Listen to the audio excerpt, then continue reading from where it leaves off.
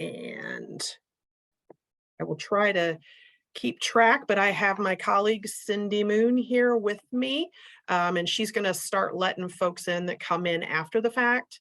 So again, today we're going to talk about soil basics, and that's going to include basically anything you can think about soil. So we're going to talk about what's in soil. We're going to talk about both the geologic processes of that and the microorganisms and anything and everything in between.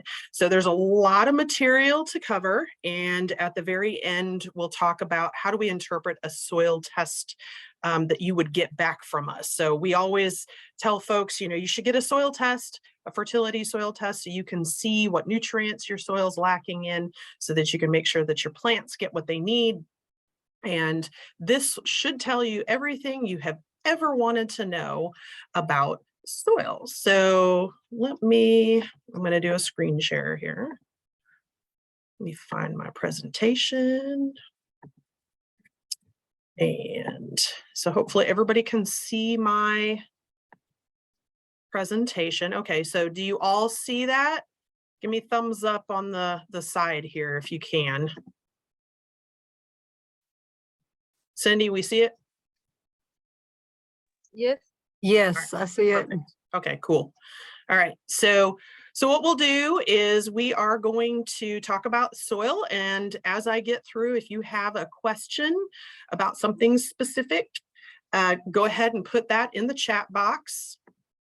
And at the end, if we have some time or you want to hang around for a little while longer, I will go ahead and answer those questions. So with further ado, we are going to go ahead and start. So let me, whoops, hang on a second. Trying to get I'm normally on my dual screen and it's not, there we go. Okay, there we go. Trying to do too many things at once, not on the same machine. All right, so again, soil basics and interpreting Georgia soil test reports. So I'm just gonna blow your mind with all sorts of good information about soil today. And hopefully you will leave this lunch and learn knowing a little bit more about soil basics and geology and how it all came to be in your garden and what you need to do in order to make it better. So why should you care about your soil? Well, you're probably all here for different reasons. You want to grow better tomatoes. You want to start some new plants. Maybe you want to put an orchard in. You want to improve your soil in general, and you want it all to be kind of sustainable so you don't have to keep babying it. I know none of us like to have to really go out there and add synthetic synthetic fertilizers a lot. That can be detrimental to the soil. Finding a good way to kind of keep it healthy, keep the soil microbes going, have it have some organic matter so that it's nice and rich, and you just don't have to do a whole lot to it is awesome. And we all know somebody like that who has a green thumb and they don't always want to share their secrets. So hopefully you'll know a little bit more about why it all works so well for them. Maybe you just want the best lawn in the neighborhood. Some of you may have livestock or know somebody that has livestock and you want a good cover crop or good grazing crop. There's all sorts of reasons. So what are soil basics? What you're going to learn here today, there's a lot of information. So I've put it here nicely wrapped up with a bow so that you can see. So we're going to learn about what is in the soil, microbes, nutrients, pH, all of that stuff. It all ties together into a neat little bow. How soil is formed. So we'll know a little bit about Georgia's geology. And we'll learn how soil is classified. So some of you don't, you may know that there's sand and there's clay and that kind of thing, but we'll talk a little bit about how it's classified. We'll learn about soil texture and the soil pyramid and how that all works together and why pore space is so important. So you may not have even known what pore space was, but you will leave here today knowing what pore space is. You'll also learn what soil structure is, what causes a lack of fertility in the soil, what the soil nutrients are, macronutrients, micronutrients, primary, secondary, that kind of thing. You'll learn some chemistry. So you're going to leave today knowing a whole lot more about pH and how that affects your plants and how Georgia geology affects the pH. So again, what you're going to learn today, basic Georgia geology, chemistry, and more. So I could laugh and say it's more like an 8th grade science class, but instead of the whole year, you're going to learn it all in 1 hour. So enjoy. And you'll learn a little bit about what nutrient deficiency symptoms look like, how to properly collect a soil sample. So if you wanted to bring one into the extension office so that we can test that for you and find out why your pecans are not producing, or why your tomato plants are just, unhappy and showing a lot of green but no tomatoes. We'll teach you how to interpret a soil test, and lastly, but how to keep your soil healthy. So what is in the soil? So soil, you think it's just dirt, and dirt is a way to say that, but there is all sorts of stuff that is in what we call soil. It's air, water, there's organic matter that's in there, soil organisms, and there's inorganic rock particles. So you can see down here, there's a little pie chart, and that will show you the percentage of air, 25% water, about 25%, mineral, which is about 45%, and then that little tiny slice of about 3% of organic matter. And there you have bacteria and protozoa, fungi, nematodes, and arthropods, and we'll all meet those guys in a few slides. So as many of you have known, if you go digging around in your soil, there's all sorts of stuff that lives in there. I mean, it is virtually alive. And so you might get a handful of soil when you go out to get your soil test and put that in a bucket, and it might have some worms in it. You might see some creepy crawlies like centipedes. There might be some pill bugs. Then there's a lot of stuff in there that you can't see. You may not notice the little nematodes that are there. You probably won't notice the bacteria or anything else because that's very small. But yeah, that soil is alive. There's all sorts of stuff in there. So soil biota, we're going to start going through the list that I gave you right at the beginning, and you'll learn a little bit more about what those organisms are. So soil biota is going to be bacteria, and those will feed on those soil organisms and decompose organic matter. Bacteria is everywhere out there. It's in water, it's in our soil, it's growing on your skin, it's everywhere. So you can't escape bacteria, and it does do a good job in certain instances. It's going to help keep nutrients in the root zone of that plant and enhance that soil structure. It's also going to, the good bacteria is going to compete with disease-causing organisms. So it does have its place. And it will also help filter and degrade pollutants in soil. There's bacteria out there. I know, we hear a lot about oil spills, and there are actually bacteria that will help decompose petroleum products. So yeah, bacteria definitely has its place in our biome. Protozoans, they primarily eat bacteria. They're a little larger, and the bacteria usually will contain more nitrogen than the protozoa can actually use, and some ammonium. So you don't have to get too deep in the weeds and the chemistry. So that's there for those that maybe have a curiosity, but don't feel like you have to remember all of this. And ammonium, and it is released to the plants to use. So we all know, when you buy fertilizer, there's 3 numbers on the bag, and there's nitrogen, potassium, phosphorus, and a whole bunch of micronutrients that plants need. So that ammonium is a compound, but ammonium nitrate, like the fertilizer. But yeah, that's they do a good job of kind of releasing some of that into the soil for the plants to use. Protozoa will also prevent some pathogens, or the bad stuff, from establishing on plants, and they can function as a food source for nematodes. So as we go through this list, you'll notice we're climbing from the tiny, tiny micro size up the food web. So for an ecology nerd, the food web is everything all encompassed and how it all works together. So this is part of the food web. Fungi, however you want to say it. Mushrooms. And so a lot of times if you have a compost pile, you'll see mushrooms growing on it. They are decomposers, and you also sometimes see that on dead trees. You'll see oyster mushrooms. They're breaking down complex carbon compounds. They do an excellent job of that. So they're going to improve the accumulation of organic matter in soil. They're going to help those nutrients stay in that soil and bind those soil particles into aggregates. So don't pay too much attention to the aggregate right now. We'll get to that in a little bit when we talk about soil textures and that kind of thing. They will also compete with plant pathogens. So that's another good thing. And again, they will decompose certain types of pollution. I mentioned that there were bacteria that will break down petroleum products. There are also fungi that will break down some toxic compounds. Nematodes. So sometimes people think, ew, worms.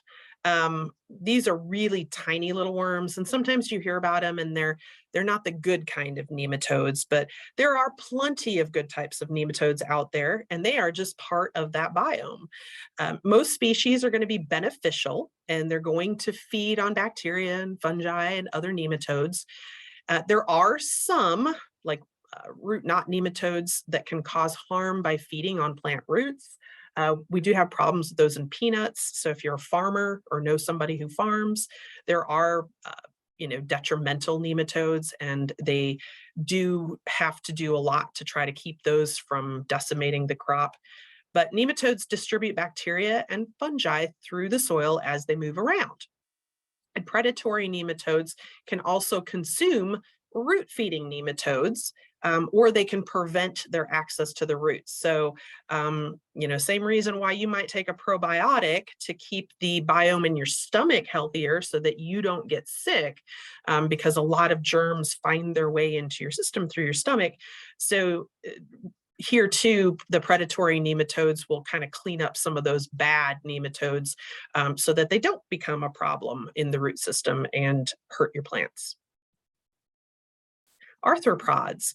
So again, we're climbing up to the next level in the biome, in our food web. So arthropods are going to be insects, creepy crawlies, the bigger stuff that you see when you disturb the soil, spiders, beetles, centipedes, millipedes, that kind of stuff, and mites, which are a little smaller, and you probably don't even notice them unless they're a problem.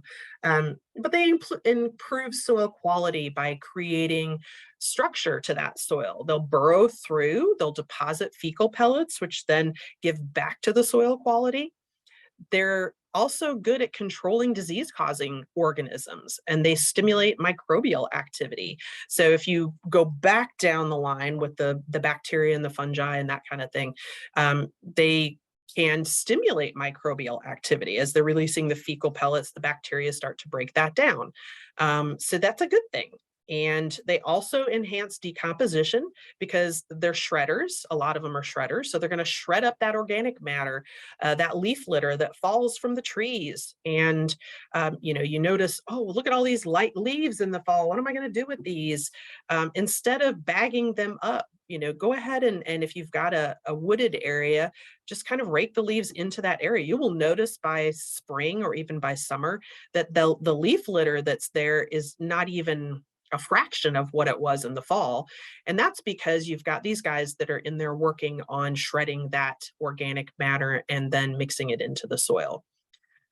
They also are great at regulating the food web. So again, they're right smack in the middle. They have a very important part in that food web. So we want to make sure that we don't stomp on the spiders, and we don't flick the beetles. They're our friends. Don't step on them. They're good things. And earthworms. So some of you have earthworms and you do vermicomposting, and that's a good thing. I have worms. We're going to be at the home show here at the end of the month, and we will bring Lisa's famous worms. They've been to I don't know how many different home shows, but they are a great thing to have both because you can get the worm castings, and those are great for your garden, but they also are great composters. So if you have rotten tomatoes or other things and you want to get rid of them, the worms will do double benefit by being composters. And it's essentially what they do in nature. You've just stuck them in a box and you're getting the benefit off of them by keeping them in your garage or your porch. But they are great at shredding also organic matter, mixing soil, because they tunnel through it and they eat that organic matter. And then the worm castings, they're great at reproducing. So as long as you feed them, they are happy and they will reproduce. And next thing you know, you'll be asking your friends if they want their own bin of worms. All right, how is soil formed? And here's, you don't need to take all of this in. I'm not going to go into super deep descriptions of it, but you have the parent material, which is going to be like the granite or, the limestone, or we don't have a lot of limestone in Georgia. And then you'll have the climate, which is going to be rain, temperatures, that kind of stuff. And the topography, we have very hilly areas here above the fall line. And we'll talk about the fall line for those of you that might be new and don't know what that is. We have the biological organisms that I just talked about, and time. So geologic time to get 1 inch of topsoil is a phenomenally long time. It takes a lot of energy and effort to create that 1 inch of topsoil. So it's very important that we understand how long it takes and what we can do to preserve it and enhance it. So how is soil formed? Again, dependent on the parent material. So what type of rock or material is under the ground. You also have the it's dependent on the type of vegetation growing on top, trees, grasses, it is a grassland, a forested area, that kind of thing, or is it bare? The climate also affects how quickly or slowly soil forms. So the amount of rain, if you only get a few inches of rain, like in a desert climate, it's going to take a really long time for soil to form versus maybe here where you get 50 some odd inches of rain a year, or up in the Midwest where you may get 30, or down in Florida where you may get closer to 80. So that affects it. Heat and cold, those also affect it. So the warmer something is, the more biologically active. There are bacteria and fungi that are active in colder temperatures, but again, the hotter, the humider, usually the quicker things happen. Your topography, or the slope of the land, affects soil formation. And so in a flatter area, you're certainly not going to have as much erosion, and we'll talk about erosion. But under prairie grasses, it can take about 1,000 years to form an inch of topsoil. So you remember I said that it takes a profoundly long period of time in geologic time, which is really long. It's not like a week. It's, not even a lifetime for one of us. And under trees, it can take about 10,000 years to form an inch of topsoil. So that kind of gives you an idea. So we really want to make sure that we're being careful with our soil structure and doing what we can to enhance it. So how is soil classified? It depends on the parent material. So sedimentary rock forms different than metamorphic rock. Limestone soils are more fertile usually than granite-based soils. We have a granite-based soil here. We have a very small area up in the very tippy top of the northwest part of the state, close up to the Tennessee-Alabama border, that is limestone-based. And pretty much everything over from there and down to the fall line is going to be granite. And then below the fall line, it's more silica-based. So you have much more fertile soils. I know we all are told, make sure we lime our soil. And that's why you'll see more limestone-based soils typically are more fertile than other soils. How is soil classified? It's going to be dependent on where they're located in relation to the topography, which is the slope, river drainage systems, proximity to larger bodies of water like oceans or rivers, lakes, that kind of thing, and mountains. And now we're going to talk a little bit about geologic regions. So we are here in Gwinnett County, kind of smack in the middle of middle northern Georgia. And we have, a handful of different geologic regions. So we have like the Piedmont, which is, oops, where we're located right here. That would be the kind of mint green section. The Piedmont, mostly igneous rocks. So cooled and crystallized magma. And that's why you see these big bubbles of granite that pop up like Stone Mountain and Panola Mountain and Kennesaw Mountain.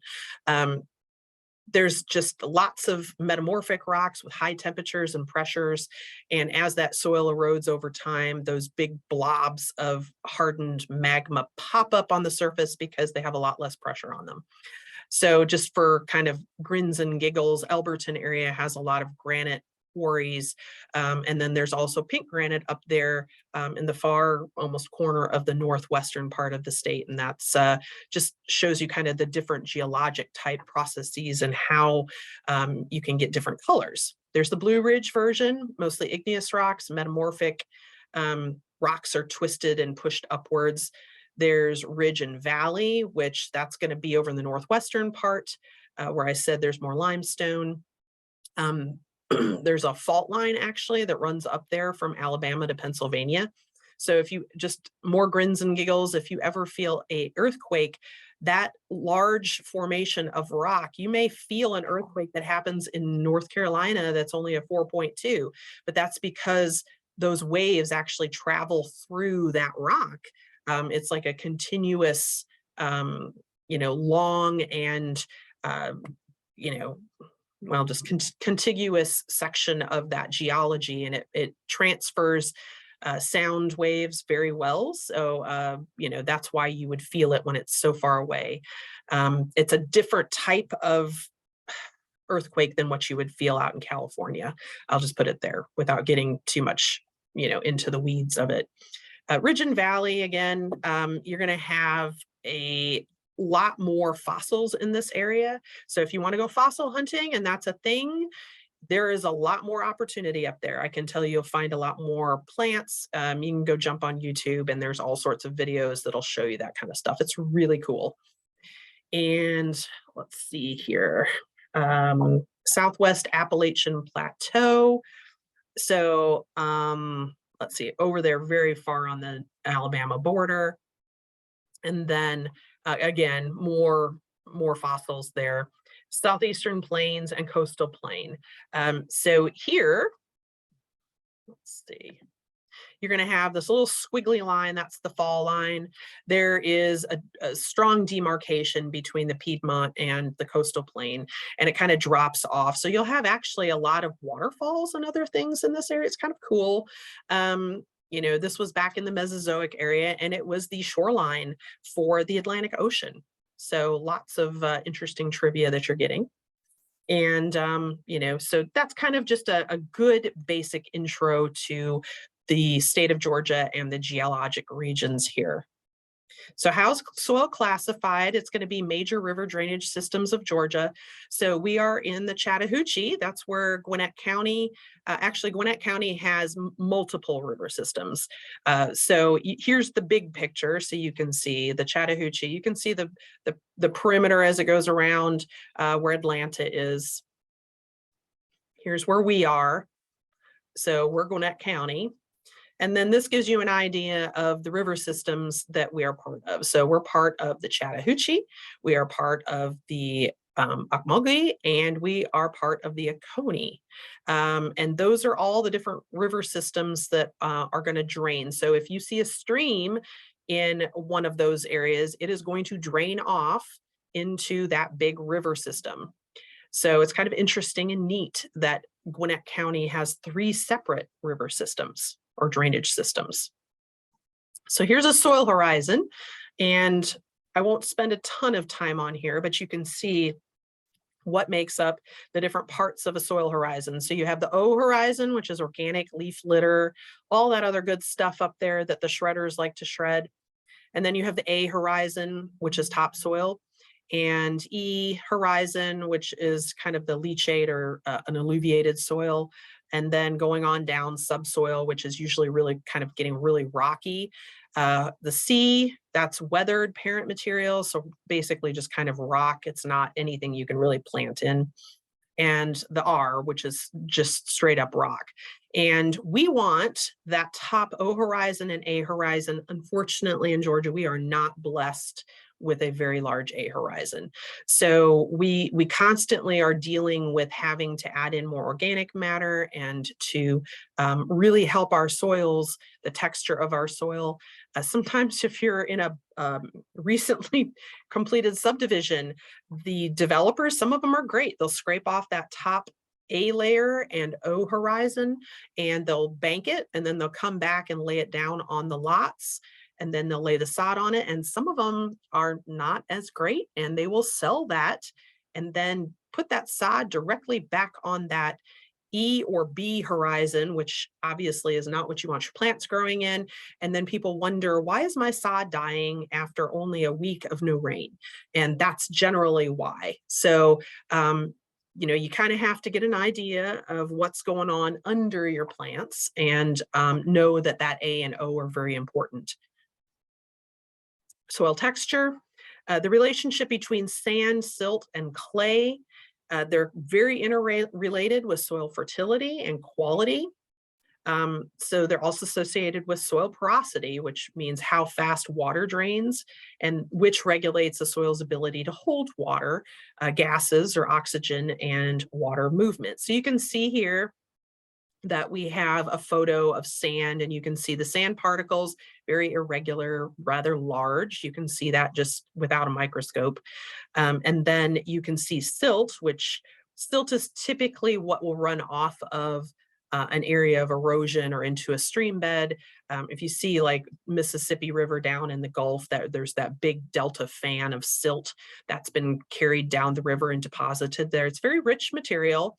And then clay, which is what we have a lot of around here, and those particles are very densely packed. Clay is not necessarily bad. It's good when you have it in moderation. A lot of us, though, have a lot of clay and not much of anything else. So that's why we're learning about why it's important to have kind of a balance. So how do you determine soil texture? So you want to figure out what percent of clay, silt, and sand you have in your yard or garden or wherever you're thinking about putting something, or why, to figure out why something's not growing very well. So in this case, you're going to take, you're going to do the jar test. So this is just the little worksheet here, and you basically just get a pickle jar or something like that, and you're going to put a handful of soil from your yard or the area that you're interested in. You're going to add water to it. You're going to shake it up, and then you're just going to kind of let it sit there and settle out. And then you're going to come back and you're going to measure each section, excuse me, each section as it settled out. So you can see the sand is the heaviest and the most coarse, and that's going to be at the bottom. And then your silt, which is a finer particle. And then finally the top layer, which is clay. So you're going to get yourself a little ruler, and you're going to write down how much in inches each of those is. And then you're going to add up all of those layers until you have a total. I didn't put the total height there, but that's what you'll do next. And then it's just simple math. You're trying to figure out what percentage of that so many inches is each type of clay, silt, or sand. So in this case, it'd be about 60% sand, 35% silt, and 15% clay. So moving on to the soil textural triangle, we take that information, and that will help us determine where we are on that textural triangle. So having a kind of a good 1/3 mix of all of those together is a good thing. You have sand, which will provide porosity. You have clay, which has very tightly formed particles and will help retain water, and silt or organic matter, which can help in keeping that soil nice and loosely packed so that the roots can get through. So you kind of draw a line here, and where you intersect is where you are in what your soil is classified as, what type of texture you have. So you can see that soil that we just looked at It's a silty clay loam. And so that's actually about what you would want for a decent soil in your garden. Good porosity, good organic or silty layer, and enough clay in there to kind of bind everything together. The next would be a ribbon test. So this is pretty easy. You collect a handful of soil from the top 4 to 6 inches, which is going to be your organic, the layer of the topsoil layer that you're going to use for growing things. And you're going to kind of wet that soil until it forms a ball that'll stick together. And then you're just going to knead it up like you did in 1st grade when you were making that pot for your mom. And you're going to make a ribbon. And then you're just going to measure that ribbon length. You want to know how big or how long a ribbon you can make before it starts falling apart. And based on that, you can see here what you have. So clay, like I said, sticks together very well. And that's the longest ribbon. And then a clay loam, a little shorter loam, sandy loam. Of course, sand is very coarse, big particles. It does not adhere well together. And then loamy sand, and that barely will make a ribbon. So you can see here, ribbon length. This is, good for reference. And, some more information on how to determine the texture of the soil from the ribbon method. So why is pore space important? Well, you can see here's a good representation of sand, silt, and clay, and the ability to hold water. So sand, highest porosity. Think about Florida type soils, which water drains very quickly from these, and it does not hold water very well. Silt, which is kind of a medium porosity, and it'll hold water fairly well. And then clay, which is the lowest, but it has the greatest water holding capacity because it has very tiny particles. And so you can see when you have a saturated area of clay, and just as an aside, when you have a pond, some of you may have ponds on your property. A lot of times when they're creating that pond, they will put a clay base in there, and that helps seal that pond so that that water doesn't just sink on through. Water needs to flow through the soil, and nutrients need to be transported by the water. So roots also require air, and they need to be able to grow into those pore spaces. So again, that's why it's very important. You can see here when you have a lot of sand particles, what it looks like with the orange, and then green with silt, and then the clay particles. And I'm sure if you've been trying to grow anything in clay soils, you understand very quickly why it's important that you have other things that are mixed in with that clay. So why is pore space important? We're looking at that pie chart again, and a perfect soil is going to contain about 50% air and water. It's going to help reduce the air and water pore space, and that is called compaction. So some of you may know what compaction is. I've highlighted it because it's important. If you don't, that's fine. I'm going to discuss it in the next slide. But basically, roots just have difficulty penetrating soil that's been compacted. So for instance, say you had somebody out in your backyard and they were doing some work with a bobcat, and they kept rolling over the same spot again and again and again, and they compressed that soil. And then you noticed that the plants that were growing there, maybe your grass, your Bermuda, or your zoysia, stopped being as happy. And so suddenly you started to see more moss maybe. And, it was just the area where that little bobcat was running. Well, that compacted the soil. And unfortunately, now it's harder for that Bermuda or zoysia grass to grow into that area. So basically a reduced rate of both water infiltration and drainage. It'll run off really quickly. So here's just a visual. So you can see in this field, we have wheel ruts from, it says like 3 years ago. And you can see those plants are still kind of struggling.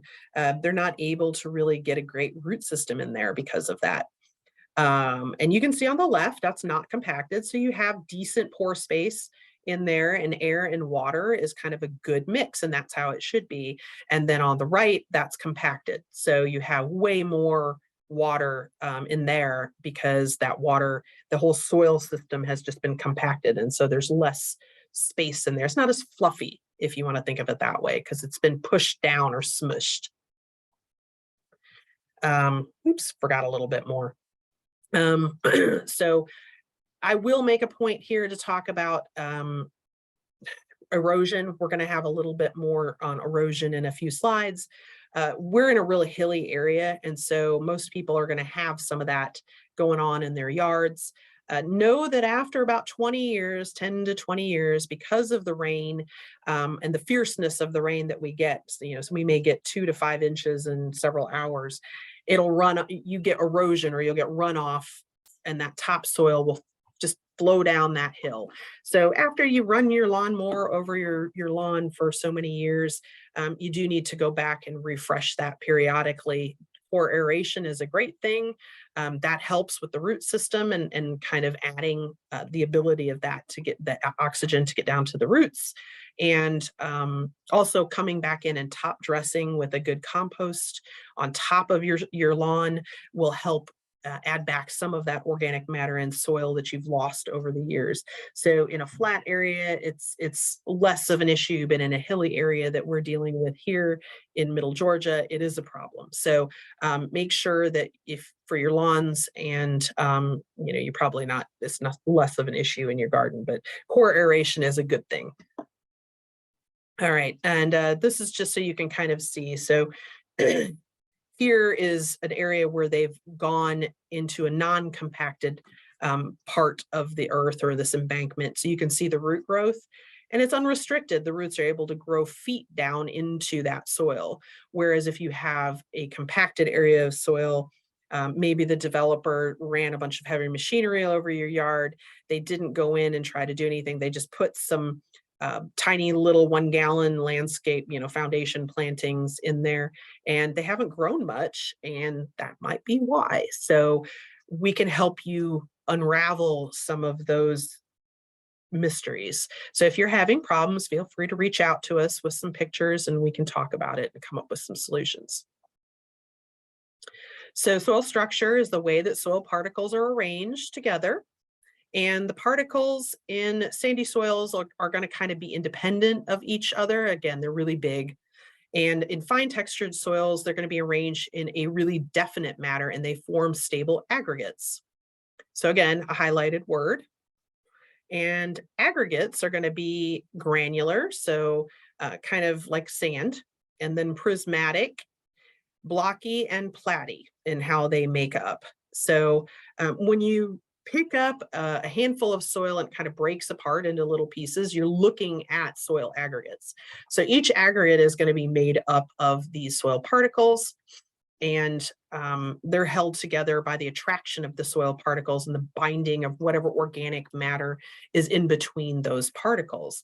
And that's why you want areas of water and air mixed in there, because that's needed for healthy growth. So soil aggregates are going to be formed with physical, chemical, and biological activity below ground. And they're also influenced by human factors like tilling or walking on that surface, or even how you're fertilizing your garden. So there's a lot of different things that kind of go together into that. So soil structure improves air and water relationships, root penetration, water infiltration. It'll reduce erosion, and it eases the ability of you to till that area and reduces crusting. So you can see here, good condition soil, moderate versus poor. And it's pretty easy. We have a lot of poor areas around here. So when you've really worked on the soil, you can tell the difference. Adding new organic matter, UV radiation and erosion will reduce organic matter. So you want to make sure that you're adding back over time, like I mentioned in your lawn. That's just as important as a vegetable garden. You want to till the soil when it's moist, but not too wet or dry. Growing grasses and legumes as cover crops, that's good for adding back both organic matter and for nitrogen fixation with legumes. And you want to keep your soil protected from excessive rainfall. So that picture there where they've taken wheat straw and put that down in their garden, their vegetable garden, that's a great thing. I do that all the time. And that also helps with evaporation rates and keeping that down. We all have, if you've been through a Georgia summer, you know it's pretty brutal. So anything you can do to drop the evaporation rate so you don't have to water as much is a good thing. And again, restricting traffic to kind of minimize that compaction. Soil structuring and color. So real quick on this, we're trying to move along. Variability in clay and humus content will cause soils to have a different color, chemical, and physical properties. So you can see here different types of soil. There's grays and there's reds, and that's got to do more with the oxidation of the soil. So again, not diving into the weeds of chemistry here, but let's see, I've got some animations. There we go. Okay, so the red, deep red or orangey red, that's going to be a high iron. There's good oxygen to the soil, or to the black that you see there, that's organic matter. And it kind of gives you clues that this soil doesn't have a lot of water that sits on it. There's decent water movement through here, and there's decent air through here. This you can see is a difference between a grayish color and then the red below. That's an indication that you have a lot of water sitting there. So it might be like a roadside ditch would be a good example.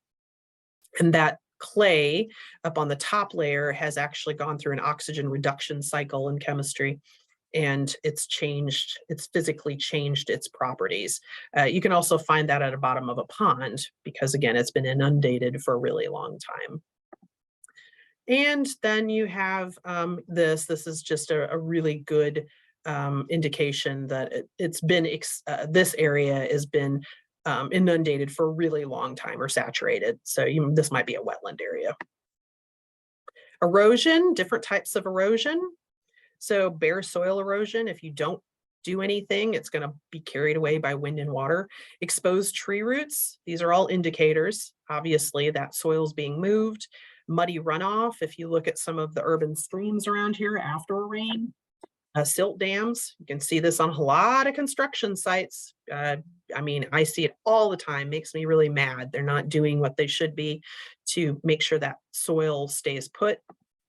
Rills, sometimes you'll see this in areas where you have a high clay content and you have that top layer washed away, and then the softer areas, the water finds a way and then it works its way down. Soil pillars, these you'll see along the side of the roadsides, you know, just kind of driving along an interstate or something. Georgia soil is being very high in clay content. You'll have a rock or something, and then you'll note that on that hillside, it washes away and it leaves that rock kind of suspended. A good example would be Cloudland Canyon. That's got some of that in there, but that's just poor erosion prevention. Reduced organic matter, where you have the delta fans, where the organic matter runs off of a hilly area. Here's a sediment fan. This would be like what you'd see in the Mississippi River. All that good topsoil washes away. And again, it can take 1,000 to 10,000 years to replace that. So you want to be real careful about how you're helping keep that where it's supposed to be. Soil buildup along fences. This is really poor erosion practice. And again, we see this on a lot of construction sites. Thin topsoil, that's just what we have here. So we really have to protect that so that the little bit that we have is here for future generations. Cracks along a slope, we'll see this a lot more up in the mountains. If you get a heavily saturated soil on a hilly area, it'll slough off, and then you can have catastrophic landslides. This is something that happens out in California a lot. They're seeing that now, where you'll have, I think, parts of Interstate 1 have all just run down the mountain. It's gone. And that's because the whole of the subsidence. And then tunnels, you'll have water that kind of finds its way in there and then makes its own way through and down the hillside, and then eventually it'll collapse in. So wind and water, your major causes of erosion. I went over the different types and kind of which causes. So the southeastern US is more water of erosion than wind erosion. There's a lot more wind, high wind out west. So here, just because of the slope of the land and the amount of rain that we receive in the period of time that we receive it, we get a lot of erosion from rain. Lack of fertility, so causes soil erosion, as I mentioned, low organic matter and low pH. We have Georgia soils here lacking the organic matter. We tend to hover in the low fives, and plants typically like mid sixes.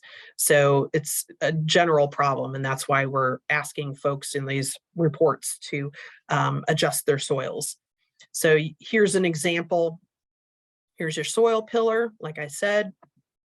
Exposed roots, thin topsoil, or basically this is non-existent topsoil, and just bare soil. So you can see this is just a whole lot of mess going on here. And again, importance of organic matter, I'm not going to go into all of these stats, but again, it's very important. You want to make sure that you have organic matter in your soil. And what if it's not perfect? You know, too much sand, add some organic matter, grow some cover crops. Too much clay, add organic matter, minimize that soil compaction, grow those cover crops. And too little pore space, till that soil, add some organic matter. You see a pattern forming, and grow cover crops.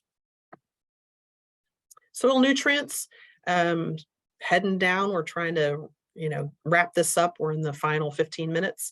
So you're going to have your primary nutrients, which are going to be nitrogen, phosphorus, and potassium. Those are the big three. They're on your fertilizer bags. But don't forget about water, don't forget about oxygen, and don't forget about carbon dioxide. And then you have your secondary nutrients, calcium, magnesium, sulfur, and then micronutrients, boron, zinc, iron, copper.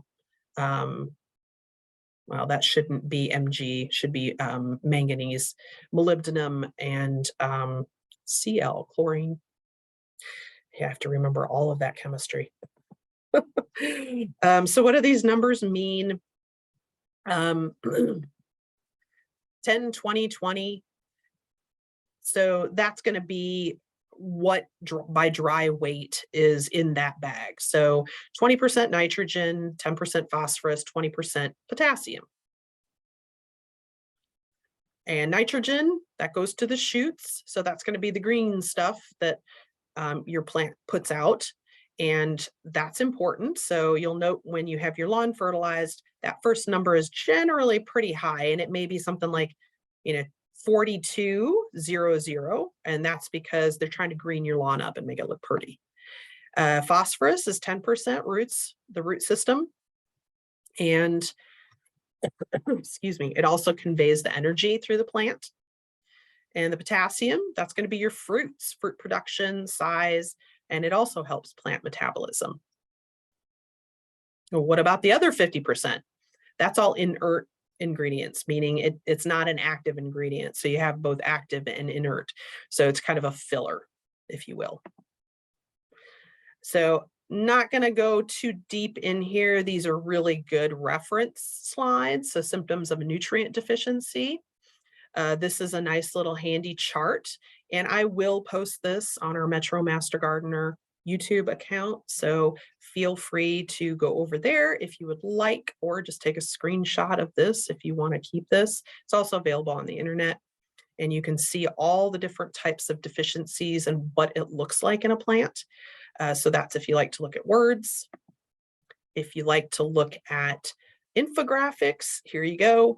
This is a deficiency chart of micronutrients, and if they appear in new leaves or older leaves, the color that it might be, that kind of thing.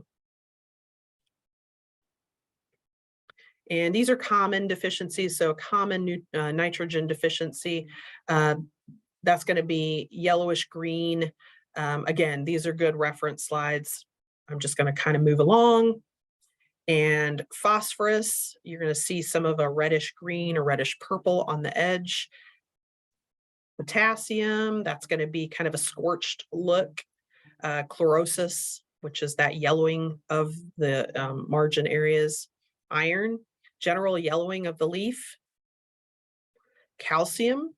That's a tomato there. So if you see that, on all of your tomatoes, you're getting these black spots on the bottom of the fruit.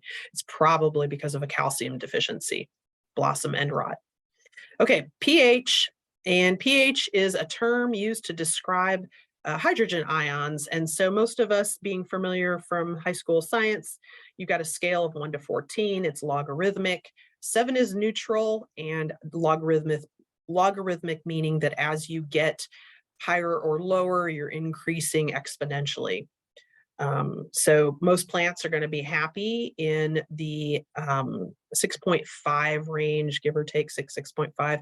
Here you can see what happens in the soil nutrient category. And so certain pH ranges in the pH, plants do not like that, and they are unable to absorb those nutrients at that particular pH. So you can see at 6.5, which is their preferred range for most plants, they're pretty happy and they can grow. 5.2 or 5.5, you see they're just not as happy. Blueberries, there are exceptions. Blueberries, some azaleas, gardenias, things like that, they prefer a lower pH, but generally speaking, the rule of thumb is about 6.5. And you can see there in the other, you've got some leafy greens, cabbage or something like that. And you can see when you get really alkaline, which is 10, that's just as bad as if you have like 2. So here's the yellow box is our box of what plants like. So some plants are down at the 5, like I said, with blueberries, and most of them are going to be up around the 6.5. And you can see the real thick areas, those are going to be where maximum availability is for nitrogen, phosphorus, potassium. It's closer to that median 7 pH, which is neutral. And then you see plants, they are able to better absorb iron, manganese, boron, copper, and zinc at the 6.5 range. So there is a sweet spot. And what do certain crops prefer? Blueberries, potatoes, azaleas, rhododendrons, gardenias, they all like that acidic pH. And then moving towards neutral, you can see what we have here. So that just kind of gives you an idea if you're struggling with some of these particular crops. What if my pH isn't perfect? Well, if you need to lower it, that's generally not a problem here in the South. But if you do happen to have a problem and you've gotten a little crazy with your lime, to make it a little bit more acidic, you can add sulfur. And the soil report will talk to you about that. You can add iron, organic matter, sulfur, or nitrogen. Sulfur is usually the preferred method. There are charts out there that will tell you, and also, like I said, we don't see that very often, but if you do run into that problem, talk to me. I can probably walk you through it. And then raising the pH or the lime, that's the typical problem we run into around here. Your pH is going to be too low. There's not enough organic matter. And so we'll work with you and suggestions on how to better your soil content so that it has a more neutral pH, and the soil report will address that. Okay, now we're on to collecting the sample. So we can speed through this in the last 5 minutes. So how often should your soil be sampled and when? Well, anytime, but if lime is going to be required because you haven't done anything to a while, know that it'll take about 3 to 6 months to kind of activate in the soil column and be bioavailable to your plants. So a lot of times we recommend to folks that take a sample in December or January, and then if you need lime, you can put that in there, and by the time April rolls around and you're ready to plant, it's ready to go. For lawns and ornamentals, about every 2 or 3 years, you want to test, and then kind of just as maintenance to keep your fertility levels where they need to be. For gardens, about every 2 years, and fall is the best time to sample. So we've already kind of missed that window. We're into the spring. So if you haven't done that in the fall and you're here because you're like, oh, that's a good idea, I didn't think about that, there's still time. So you can certainly do that now. Here's what you want to do. You're going to do a random representative sample. So science is all about randomness. And this is no excuse. So you're going to map out your area. You're going to have, like, maybe you've got your front yard, your backyard, maybe it's your vegetable garden, maybe it's your food plot if you have if you do hunting. So you're going to kind of delineate the area that you want to test, and then you're going to kind of keep your areas of similar types of slopes and vegetations together. So once you do that, you then have to kind of decide how big is this area and how many different samples am I going to take. So like a 1/4 acre backyard, you might take 4 or 5 different samples. It's not going to hurt to take more. What you're doing is, and I'll run through that on the next page. It's very simple, very easy to get that sample. So don't feel like you need to be a scientist to do that. We do get folks that say, are you going to come out and test that for me? We don't do that. There's not enough of us here, so we're happy to walk you through the procedure. And we do have a video on our website that'll show you exactly how to take that sample. So important things to note, you're going to collect from lawns and pastures about 4 inches deep.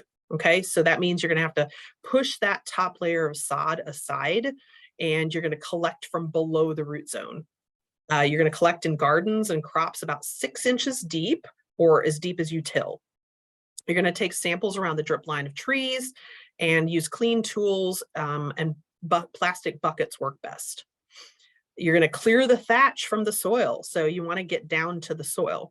And then I mentioned you're going to take a slice and kind of put that in a bucket. So once you've moved that to the side, you get your shovel in there and you get that soil sample, dump that in the bucket. And you're going to do that randomly 4 to 6 times, or however many as you need to. And then you're going to mix it thoroughly.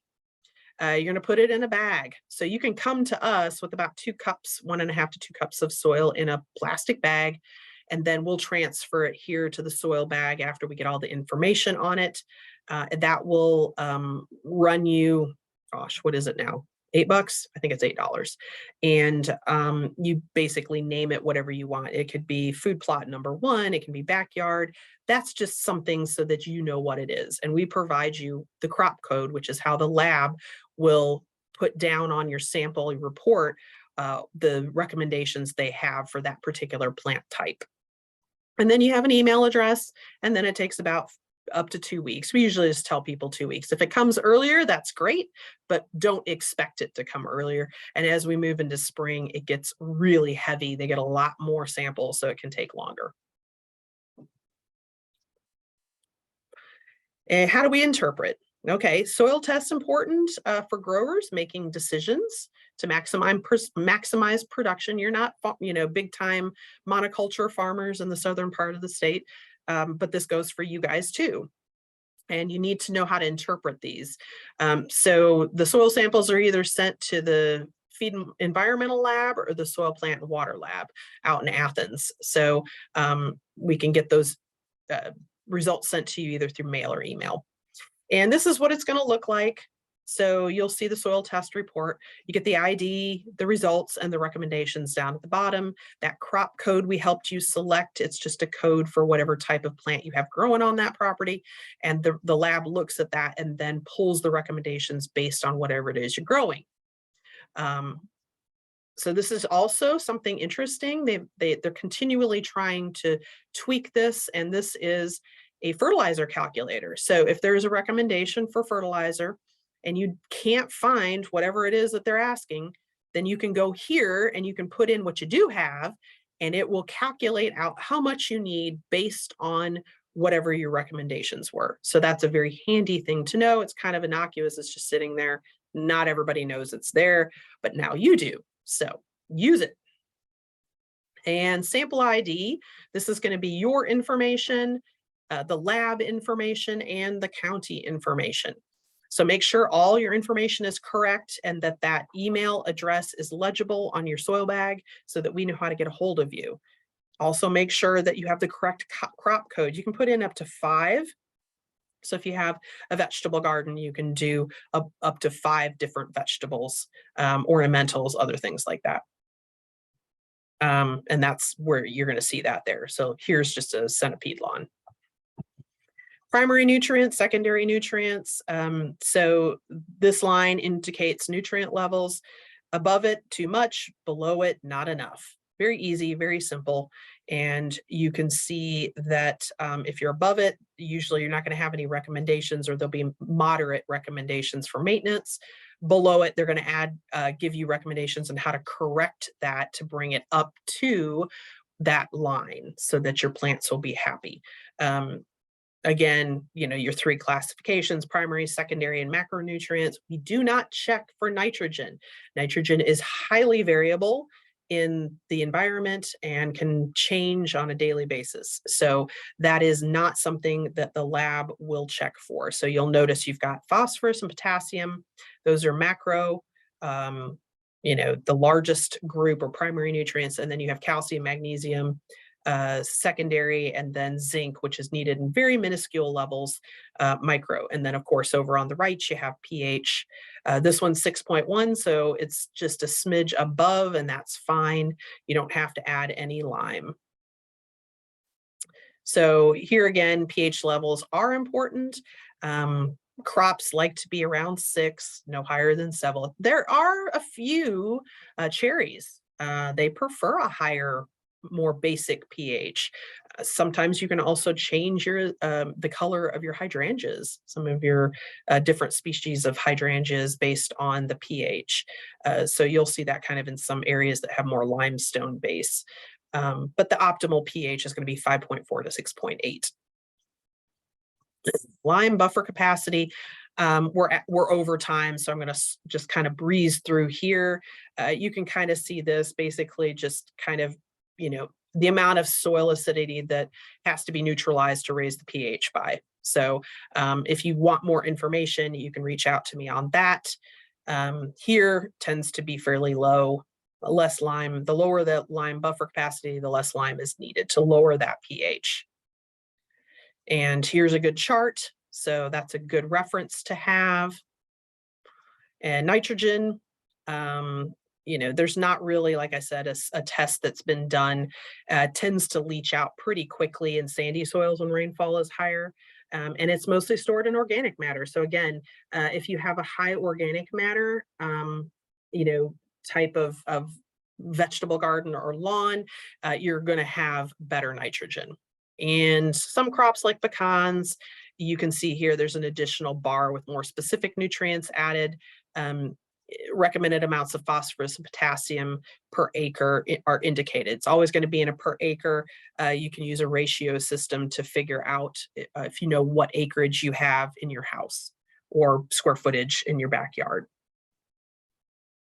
And then like the recommendations. So this is just for a centipede lawn, and you can see what they look like here. Pretty simple, but if you're overwhelmed by it and you're not quite sure because that's just too much science, give us a call. That's what we're here for, to kind of walk you through it and make it simple and easy to understand. That's what Extension is for. We're here for outreach and to help the public kind of weed through some of these, more difficult science-y things, if you will. And here's vegetable gardens, recommendations for home vegetable gardens. They're always trying to come up with ways to make it easier to read. How do we keep our soil healthy? Add organic matter. Till the soil when moist, not too dry. Just kind of a recap. Grow grasses and cover crops. Keep that soil protected. Use a mulch. Include, a good diverse selection to help boost those soil microbes. Restrict traffic to minimize soil compaction. Did you know that turnips and radishes reduce compaction? Carrots probably too, but these are bigger root vegetables. So that's just a kind of little thing. So maybe you don't like either of them, but they will reduce compaction. And so that's basically it.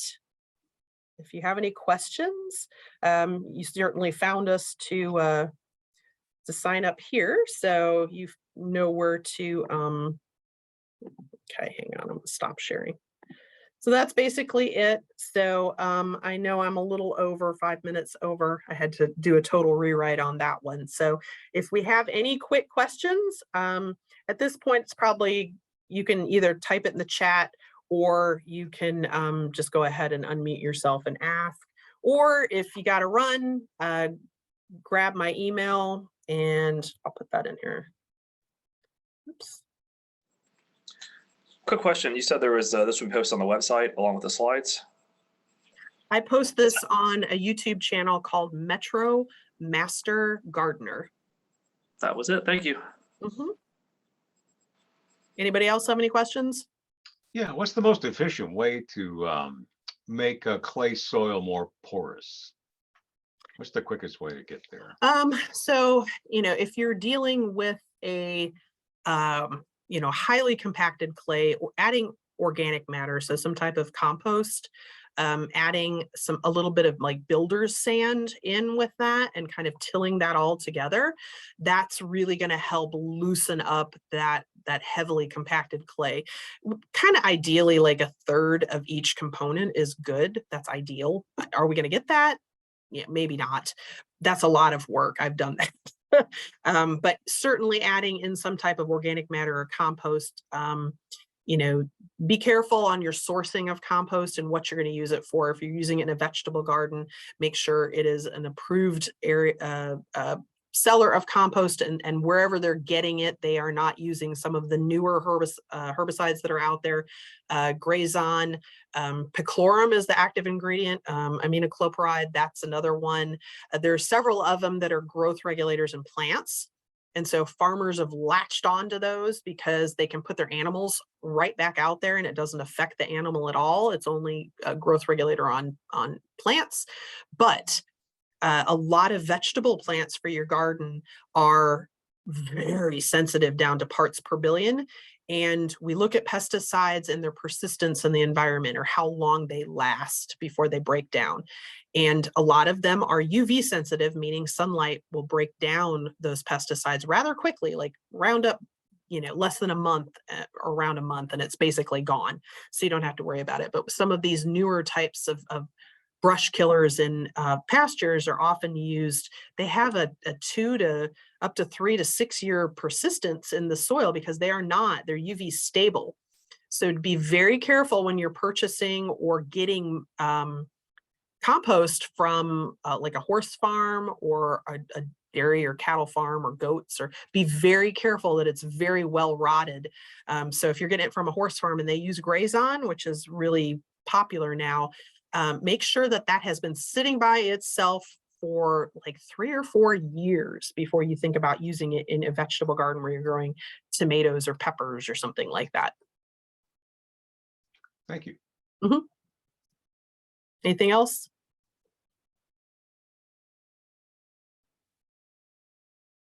All right. So everybody's brains are probably in meltdown.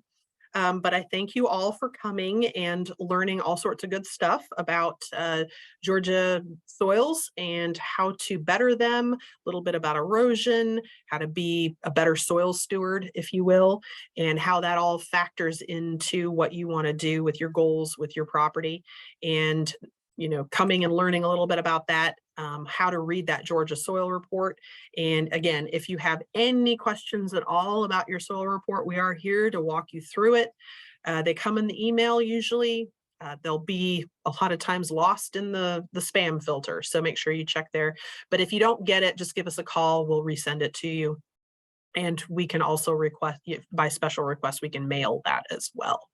So thank you all, everybody, for attending, and I hope you all got lots of good stuff out of this. And just remember, we check our page. We're adding new stuff all the time on our events and programs page, and sign up for some more stuff. But thank you for coming. Appreciate it. Bye.